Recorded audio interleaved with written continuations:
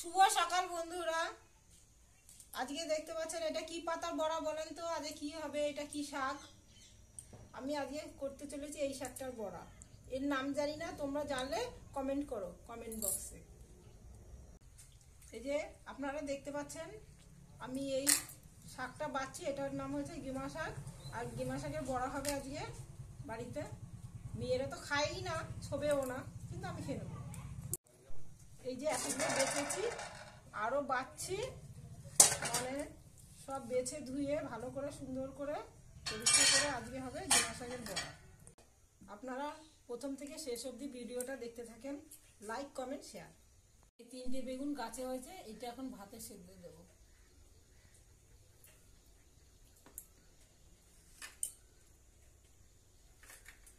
আমি এখন করব সর্ষে পাতা বাটা।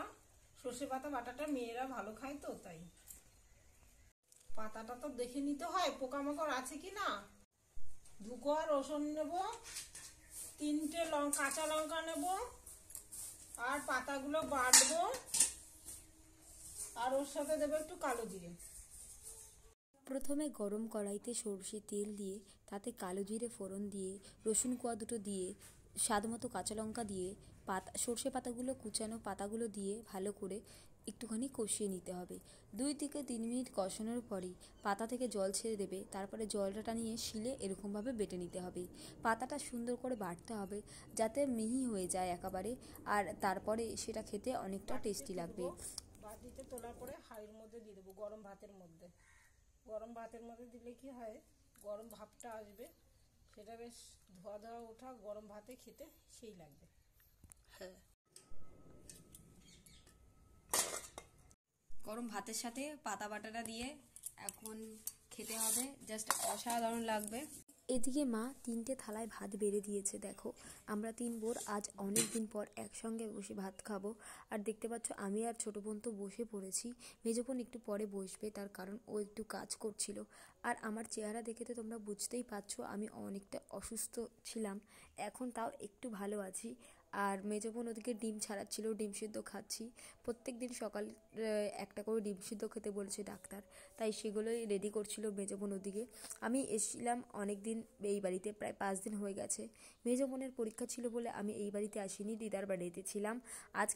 কালকে রাতে দিদার বাড়ি থেকে বাড়ি এসে এখানে আমরা এখন 3 বোন বলে অনেক দিন পর ভাত খাচ্ছি। আর মা এক একটা রেসিপি তৈরি করে দিচ্ছে যেগুলো আমাদের খুব ফেভারিট। কালকে রাতে করেছিল আলু চাকচাক করে তরকারি, যেগুলো এইগুলো আমি আমার শ্বশুর বাড়িতে ভীষণই মিস করি।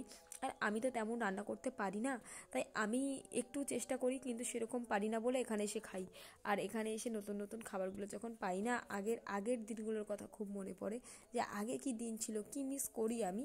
বাট আমিও আস্তে আস্তে শিখবো, সেগুলো তোমাদের সাথে শেয়ার করব। আমার ভিডিওগুলো কেমন লাগছে অবশ্যই তোমরা কমেন্ট করে জানিও। আর এদিকে ডিম সিদ্ধ আর পাতা বাটা, দেখো পাতাটা একদম ফ্রেশ। আর এদিকে মেজো বোন মজা করছিল। আর এদিকে আমরা 3 জন এখানে বসে আছি, মাও আছে, 4 জন আগে যেমনভাবে থাকতাম। এখন সন্ধ্যেবেলা আমরা টিভি দেখছি। টিভি দেখার পর আমরা রাতে খাওয়া দাওয়া করবো। তো দেখতে পাচ্ছ আমরা এখন টিভি দেখছি আর ওকে জ্বালাচ্ছি, অনেক গল্প করছি।